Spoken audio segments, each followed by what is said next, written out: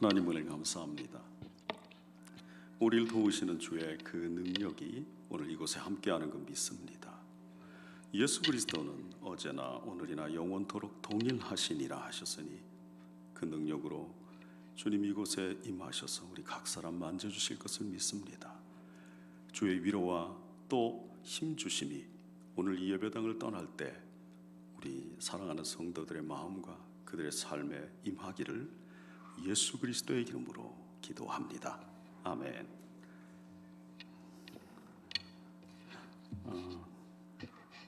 오랜만에 우리 인해교회 성도님들 뵈니까 너무 반갑고 감사합니다.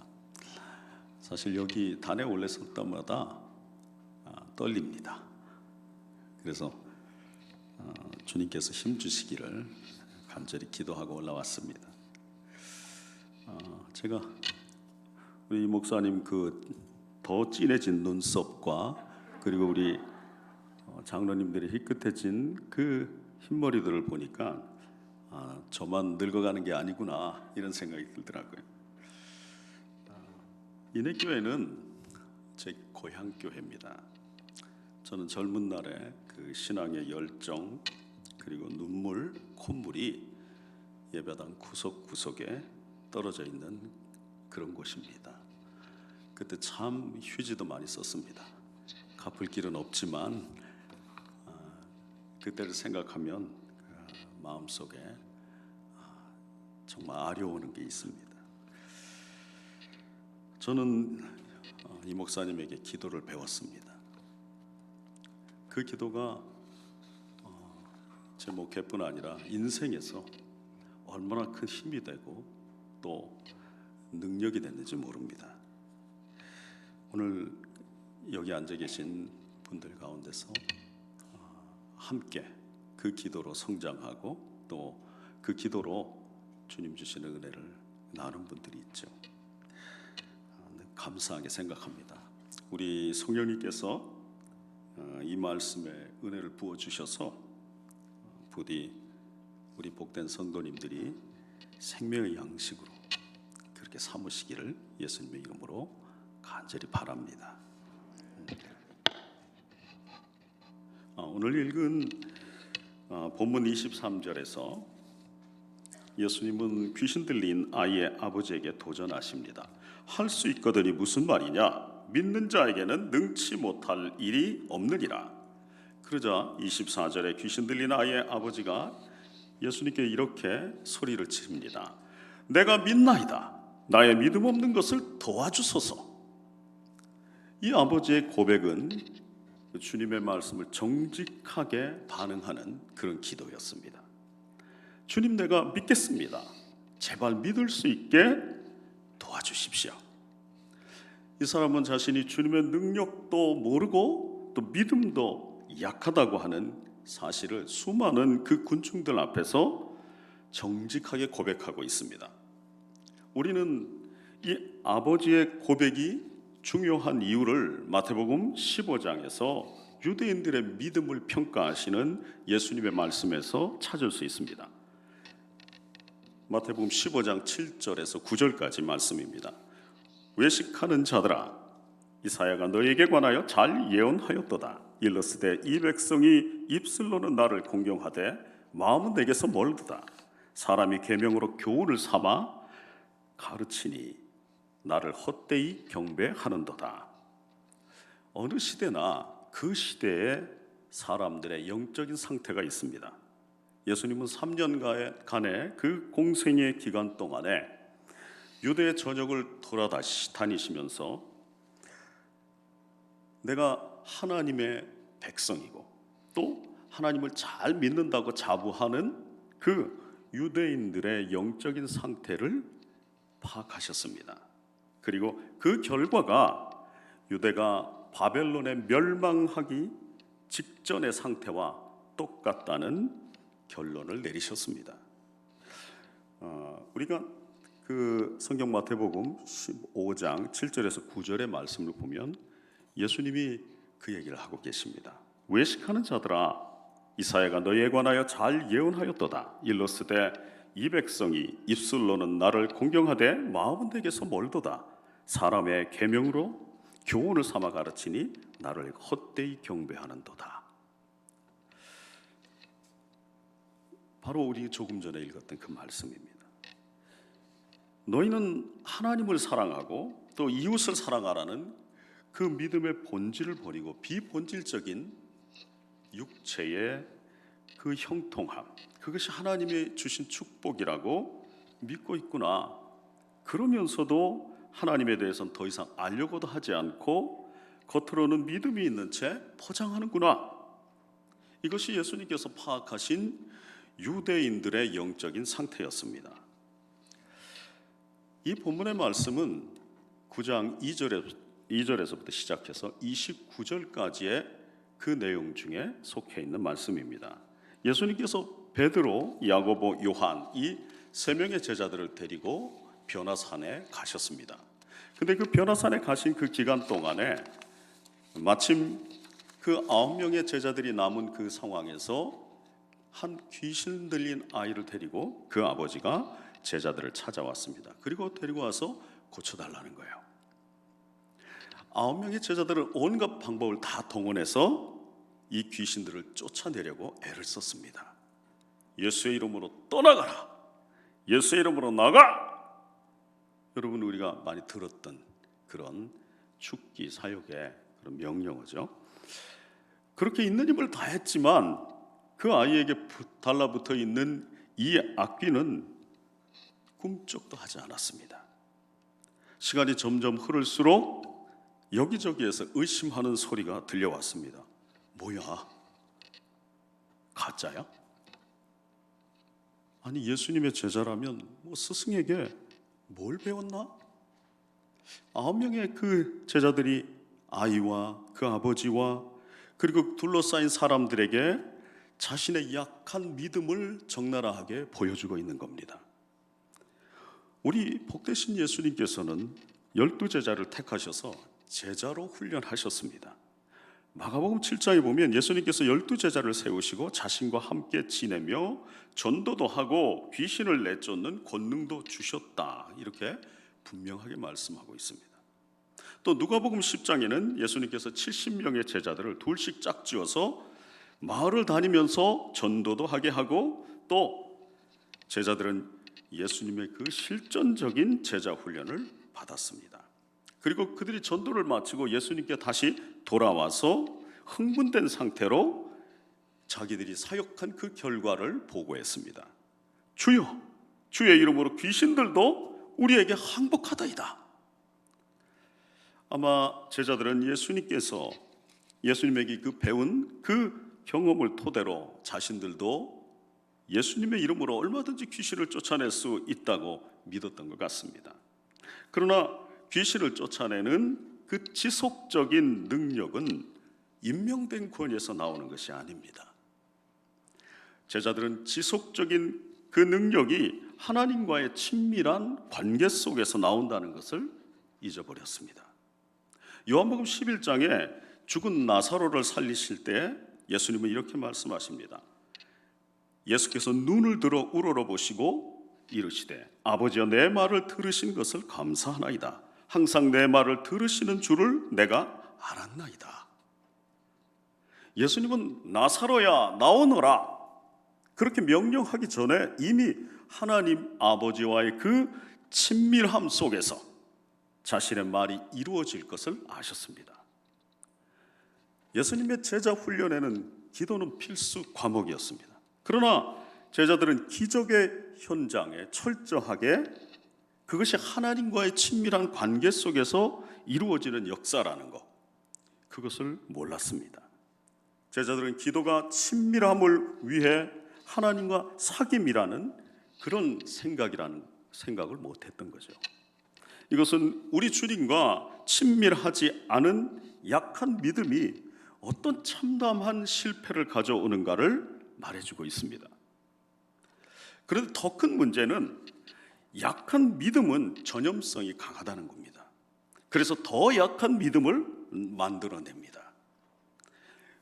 요즘 SNS나 인터넷 거기에 그 악성 댓글들을 보면은 그런 글들이 많이 있죠. 힘들다, 지친다, 열받는다, 포기하고 싶다. 그런 무기력하고 부정적인 말들입니다. 이런 부정적인 말이나 생각들은 전염성이 강합니다. 그래서 동일한 사건을 보고도 그런 말들을 들을 때 사람들의 생각은 흔들립니다. 이것을 사람들은 썩은 사과 이론이라고 말합니다. 그러니까 창고에 수많은 사과들이 있는데 아름답고 탐스러운 그 사과 속에 썩은 사과 하나가 들어가면 모든 사과를 다 썩게 만든다는 겁니다. 9명의 제자들은 자신들의 경험만 믿고 아이에게서 귀신을 쫓아내는데 실패합니다. 제자들의 실패는 그들이 스승인 예수에 대한 신뢰마저도 무너뜨립니다. 이제 이 사건이 유대 전역으로 퍼져나가는 부정적이고 나쁜 뉴스가 될 것입니다. 제자를 보면 그 스승을 알 수 있지, 이런 겁니다. 우리는 복음서를 읽으면서 예수님께서 병을 고치시거나 아니면 귀신을 쫓아내는 그 사역에서 단 한 번도 실패하신 적이 없다는 사실을 잘 알고 있습니다. 당연히 우리가 마가복음 9장을 다 읽어보지 않아도 예수님은 이 아이에게 붙은 귀신을 쫓아내셨을 겁니다. 그건 의심의 여지가 없습니다. 인해교회에도 초창기에 이 목사님이 기도로 귀신이 떠나가는 역사가 많았습니다. 저도 목회를 시작하고 얼마 되지 않아서 엄청난 경험들을 하게 됐습니다. 한 청년의 몸에서 귀신이 떠났는데 모든 성도들이 보고 있는 그 가운데서 이 청년이 씩하고 웃는 거예요. 정말 소름이 쫙 끼치는 그런 웃음이었습니다. 그래서 물었습니다. 어떻게 된 거야? 왜 그래? 했더니 그 청년이 말하기를 아직 더 있어요, 이러더라고요. 아직 자기 속에 더 있대요. 그러니까 성경에 보면은 뭐 군대 귀신 이런 표현들을 하지 않습니까? 그리고 귀신을 쫓아냈는데 자기보다 더 악한 귀신 7을 데리고 들어와서 그 형편이 이전보다 더 나쁘게 되었더라. 그런 표현이 정말 맞는 얘기입니다. 아무튼 그래서 우리 성도들과 함께 열심히 기도했습니다. 그랬더니 조금 있다가 그 청년이 다 나갔어요, 이러더라고요. 어떻게 그렇게 잘하는지 본인은 알겠죠. 그런 일들, 하나님은 지금도 살아계셔서 그런 역사들을 이루십니다. 병고침이나 귀신을 쫓는 그 사역이 복음이 건너가는 달이라는 것을 여러분들은 잘 아실 겁니다. 그런데 주님의 관심은 하나님의 백성들이 어떻게 이렇게도 믿음이 없을까였습니다. 예수님은 그들을 때때로 꾸짖기도 하셨지만 대부분 그들을 불쌍히 여기시고 그들의 믿음 없음을 도와주셨습니다. 예수님을 만나면 그들의 죽었던 믿음이 살아나고 더 강한 믿음으로 바뀌었습니다. 약한 믿음의 원인이 무엇일까? 그것은 깨어진 하나님과의 관계에서 출발을 합니다. 한마디로 하나님과 나 사이에 친밀함이 없다는 겁니다. 저는 오래전에 아버지 학교라는 프로그램에 참여한 적이 있습니다. 10명이 한조가 돼서 한 테이블에 둘러앉아서 그 프로그램에 임합니다. 근데 그 순서 가운데 아버지에게 편지 쓰기라고 하는 순서가 있었습니다. 자기 아버지에게 편지를 쓰는 겁니다. 그런데 제 옆에 앉아있는 그 남자분이 5분이 넘도록 끙끙거리면서 한자도 못 쓰는 거예요.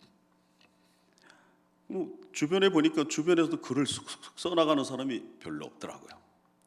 그래 나중에 이제 그냥 편지를 다 쓰고 그 부분에 대해서 이제 강의를 듣고 나눈 시간이 됐는데 거기 앉은 분들이 그런 얘기를 하는 겁니다. 아버지란 단어만 들어도 치가 떨려요. 내 아버지는 너무 일찍 돌아가셔서 저는 너무 가난한 어린 시절을 보냈어요. 아버지는 너무 무책임하세요. 우리 아버지는 도박과 여자에 미쳐서 집에 돌아오지 않았어요. 또 우리 아버지는 나하고 말이 안 통해요. 아무리 말을 해도 들으려고 하지 않아요. 그런 원망과 분노가 그 아버지라는 단어를 대하는 그 테이블에 앉아있던 남자들의 얼굴을 일그러지게 했습니다. 그들은 자기의 고통스러운 과거 아니면 또 현재와 마주하고 있는 겁니다. 그분들에게 아버지에 대한 믿음이 조금이라도 있다는 것, 그것은 엄청난 일이죠. 당연히 그들에게는 아버지에 대한 신뢰가 없었습니다. 자신의 아버지와 한 번도 친밀하게 지내본 기억이 없는 겁니다. 아버지 학교를 행복한 가정의 상태에서 찾아온 분들은 별로 없었습니다. 다들 아내나 자식이나 그런 관계 속에서 그 회복되지 않는 것들을 어떻게라도 한번 회복해 보려고 애를 쓰는 분들이 거기 왔습니다. 그분들은 누군가의 기도를 통해서 왔고, 누군가의 간청을 통해서 왔고, 또 자기들의 그 바쁜 일들을 다 뒤로 미루고 찾아왔습니다. 근데 그들이 그곳에서 대면하는 것은 내가 아버지에 대한 신뢰가 없고 또 내 가족에 대한 신뢰도 없구나, 그렇게 불신으로 굳어져 있는 자기 자신을 확인하는 거였어요. 모든 믿음의 능력은 철저한 신뢰감에서 나옵니다. 부모와 자식들이 서로 친밀하고 서로에 대한 신뢰가 강하다는 것은 그 가족이 행복하다는 말입니다. 그 가족의 행복은 돈으로 살 수 없고 또 그렇기 때문에 누구에게도 빼앗기지 않는 보물이고 능력입니다. 우리 하나님 아버지와의 관계도 마찬가지입니다. 하나님과 친밀해야 믿음의 능력이 나타납니다. 우리가 신앙생활을 한다는 말은 일평생 하나님과 친해지려고 있는 힘을 다해서 노력한다는 거예요. 하나님과 친해져야 되겠다, 그 갈망으로 나간다는 겁니다. 믿음은 분명히 하나님이 주신 선물입니다. 거저 주신 거죠. 그러나 우리가 하나님과 친밀해지는 것은 그분이 오라 하실 때 기꺼이 순복하며 나아가는 겁니다. 그 마음으로 주님이 터치하시는 그 순간에 어디가 됐든 상관없이 무릎을 꿇고 그분과 만나는 겁니다. 새벽을 깨우고 또 금요기도에 참석하고 세일이나 목장의 모임에 참여하는 것은 한결같이 주님과 친밀해지기 위해서 자신의 무언가를 내려놓고 희생하는 겁니다. 주일 예배 시간도 마찬가지입니다. 어떤 분에게 주일 예배는 일요일에 한 번 와서 예배 드리는 겁니다. 그러나 하나님을 사랑하는 분에게 있어서 주일 예배는 하루가 멀다고 주님과 교제하다가 일주일에 한 번 더 그분과 깊은 교제를 나누는 시간입니다. 그래서 오늘 이 시간에 주님을 찾은 여러분은 복되십니다. 예수님은 내 마음을 다하고 목숨을 다하고 뜻을 다하고 힘을 다하여 주 너의 하나님을 사랑하라, 이렇게 명령하셨어요. 예수님도 육신을 입고 계시는 동안에, 그 짧은 생애 동안에 힘을 다해서 하늘 아버지와 가까이 지내시려고 그 친밀한 관계 속에 들어가시고 그것을 유지하는 삶을 사셨습니다. 고린도전서 4장 20절의 말씀 여러분 기억하시죠? 하나님의 나라는 말에 있지 아니하고 능력에 있느니라. 하나님과 친밀해지면 강한 믿음이 생깁니다. 반대로 하나님과 점점 멀어지면 믿음은 약해지고 마침내 믿음은 사라집니다. 여러분, 그토록 열정적으로 믿었던 사람들이 내가 언제 예수를 믿었지라고 하는 그런 분들을 보시지 않습니까? 하나님과의 관계는 꾸준히 또 열심이라고 하는 상식적인 교제로 깊어지는 겁니다. 태어날 때부터 남들보다 더 신령한 사람은 없습니다.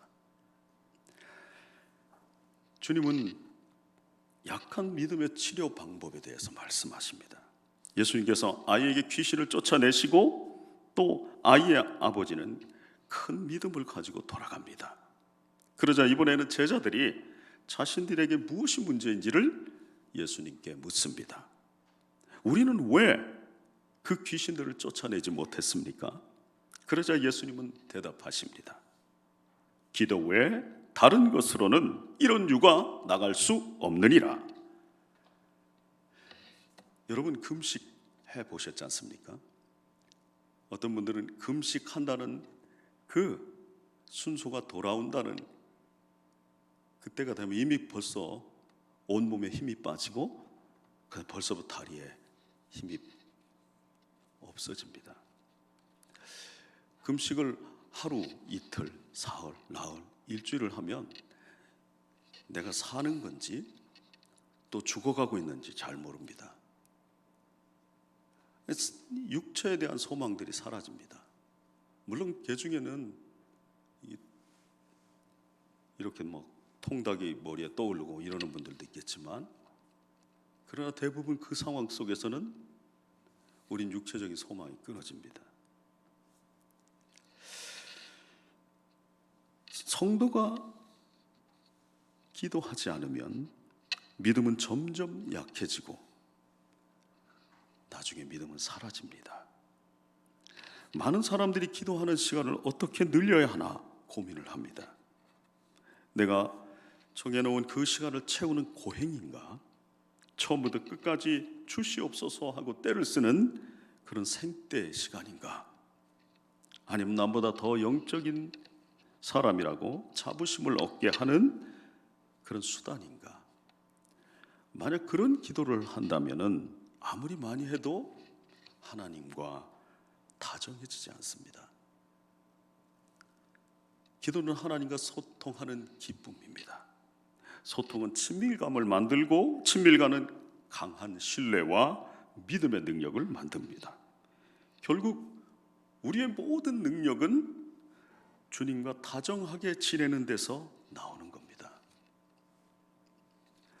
여러분 이 찬양 혹시 기억하시는지 모르겠어요. 정말 오래된 찬양인데, 나는야 친구 되신 하나님과 푸른 초장 한없이 거니네, 손을 잡고 기쁨을 나누면서 단둘이서 한없이 지내네, 손을 잡고 기쁨을 나누면서 단둘이서 한없이 거니네.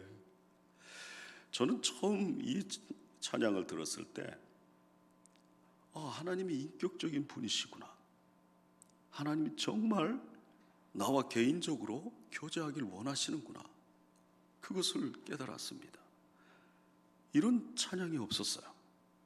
주님이 내 손을 잡기를 원하시고 내 친구가 되기를 원하시고 나와 단둘이 한없이 걷기를 원하시고, 2절과 3절의 말씀 속에서 더 깊이 주님과 교제하는 그 모습이 그 가사에 담겨져 있습니다. 만약 내가 기도하는 시간이 주님을 만나고 내 영혼의 고통을 치료하는 시간이 된다면 기도는 즐거운 시간입니다. 여러분 손에 들고 있는 그 핸드폰이 기도의 자리에서 주님과 누리는 그 행복한 시간들을 만드는 훌륭한 도구입니다. 어떤 경우에는 2시간짜리 찬양이 여러분을 행복하게 해줄 겁니다. 또 예전단, 힐송, 그리고 레위지파, 마커스 어노인팅, 그리고 제이어스, 그런 찬양단들의 찬양이 유튜브를 통해서 여러분을 위해서 준비되어 있는 겁니다. 그래서 날마다 주님과 친밀해지는 기도의 축제를 누릴 수 있습니다. 여러분 그 축제의 주인공이 되셔야 합니다.